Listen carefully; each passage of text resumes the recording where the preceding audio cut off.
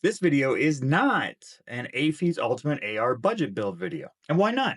I couldn't find much other content doing this same thing, and I thought I'm a military veteran who loves discounts, guns, and trying to make YouTube videos, so I can fill that YouTube void. But that's not what this video is now. Instead, this video is about why I can't actually make that video. Oh, and spoiler alert, I did buy a gun.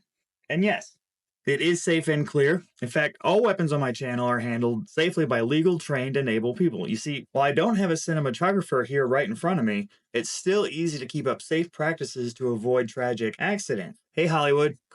Anyway, don't handle weapons unless it is legal and safe for you to do so in your jurisdiction. End disclaimer. As I was filming and editing that original video, which I thought would be simple and easy, I started losing my motivation and felt like I had hit a roadblock. I discovered throughout my shoot that AAFES was in fact quite price competitive year-round with its gun offerings, and absolutely can provide incredible deals during certain holidays, sales, and manufacturer-sponsored events. AAFES is tax-free, and all this stuff stacks. Even during the off-season, I was able to build a very price-competitive AR-15 clone with all the fixings for less than $1,000. So I checked off all those boxes, but even with the positives, this just can't be that AAFES Ultimate AR budget build video I wanted it to be. And I don't think anyone can genuinely make one of those right now. And the simple reason is because I stopped having fun. I know what you're probably thinking. Who's this random internet nobody said that because he can't do it, then no one can do it, and he isn't having any fun, so boo-hoo. This is fair. But that brings me back around to why I originally wanted to make the video, and that's because there wasn't other videos on this topic. I thought it was odd because most of us military and veterans sure do love our guns and sweet discounts. Turns out, the question about why I didn't see these videos was the real topic all along. See, I documented the whole process both in-store and online for purchasing this rifle. When I got to the end, I graded the experiences, and this is what I came up with. So check it out for in-store. The pros. If it's in the store, it's fast. I had my gun in and out less than 20 minutes from the start of the paperwork till the time I left. It's much easier to browse and find great clearance items. They can be discounted up to 90%, I've seen sometimes. Then next, I found the staff very patient and helpful. For the cons, not the widest selection in store, but that's just like any other store. And then, of course, you're at the mercy of store traffic. So your experience is going to vary wildly depending on where you're located and how many people happen to be shopping that day. Last thing. Oh, and I didn't really add this in post. I just wanted to try a new effect. AAFES is not a gun store. You're not going to have a gunsmith on duty. You may not even have a gun enthusiast. Everything in the store went smooth overall. I was escorted out to my car, because that's a thing. It was nothing special, it was nothing bad, but nothing exciting. I gave it a solid B+. And then we moved on to the online experience.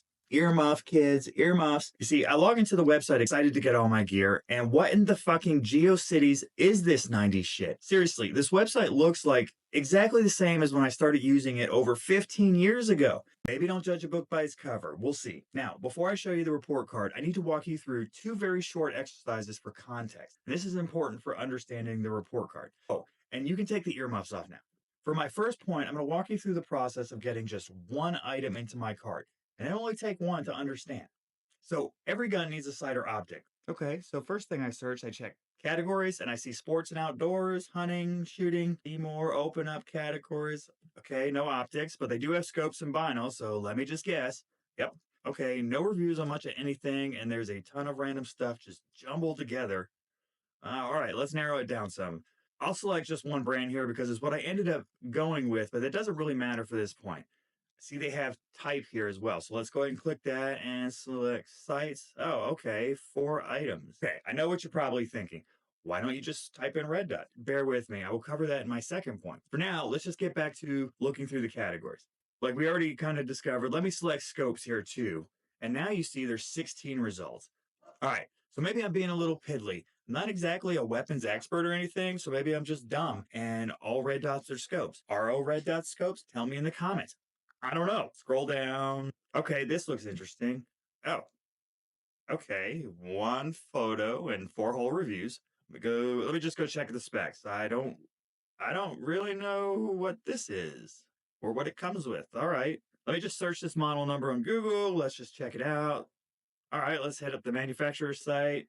Now you can see all the information you could possibly need is right here on the product page. You've got photos, you've got manuals. This is actually where I stopped my first exercise. I hope you could see the amount of steps that you have to take in order to actually sort and find things within the site. And then once you do find a product, you still end up having to open up other tabs to research. And if you're price matching, that's an additional tab or two. All right, let's do the math on that real quick. Other research accessories, I don't know, 9-ish total accessories purchased, a minimum of 1 to 2 tabs each at a rate of 1 to 3 minutes per item, get a total of, okay.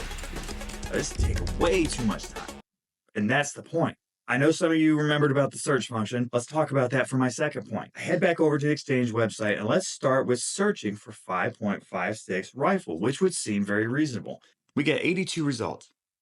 That seems fair. All right, let's try another search term. Let's try 5.56 rifle without a period. 128 results. Okay, for giggles, let's try .223 rifle. Now we get 69 results. And now I'm going to show you just one last thing that you need to know. So let's just search for rifle. Just rifle this time. And on the left where you see categories, I know you don't see caliber or gauge, but you see that weird thing that says size? You know what's in there. As you can see, there's no 5.56, so we select .223 Remington. Now we only have 37.223 rifles. Now imagine everything you just saw with this search applied to every single item on the Exchange. What should be a simple search term that returns all similar and matching results, something that every other website does, simply does not work properly. And I hope this highlights the second point. You can test all of this out for yourself. Just go to your Exchange, start searching for stuff. All right, so let's get back to the report card now that you've seen my two examples. For the website, for pros, they have one. It works, I suppose. More cheery, you can order anything from AAFES and have it delivered at home or in-store all around the globe. If it's available at one AAFES, it's available at all AAFES. Next pro, high quality shipping. I haven't seen that since before I joined the military. Everything I ordered from AAFES came in a brand new, like certified U-line shipping container box filled with packing. Like the thing looks like it had to be notarized to be put out the door. I wish I'd kept the box to show you. I will next time. Didn't cost me a dime for shipping. And I got everything in 3 days. So shipping was excellent. Pricing, just like the store, highly competitive across the board. And lastly, they have a decent but hard to search variety of firearms and firearms accessories. Cons, the nicest way I could put any of these items. Incredibly dated website design. Outdated search. Difficulty sorting everything. And then, of course, the lack of reviews. There's a disconnect, a lack of leverage with the military community that AAFES serves. shopmyexchange gets a incredibly generous C- for a functional, though unorganized website with terrible browsing experience and equally terrible search capability. And this is where we're left. By the time I got done buying, filming, and editing the experience, I was drained. I imagine no one is having fun shopping at their Exchange. There just isn't anything ultimate about mediocre or subpar. And that's what the AAFES experience offered when I made this video in February of 2024. And that is actually the answer to why nobody has made this video and why nobody can right now. Now, this isn't all doom and gloom. There were a lot of positive points, and truthfully, I think the negatives can in fact be overcome with a web designer or maybe a little copy pasta from some of those other famous sites.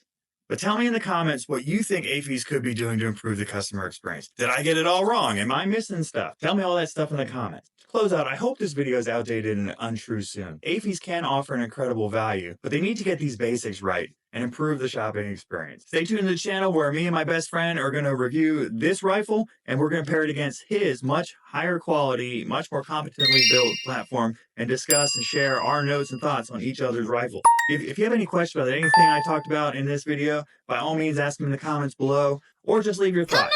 Please share your AAFES experiences as well. Maybe I got some things wrong. It's the internet. I don't know what to tell you.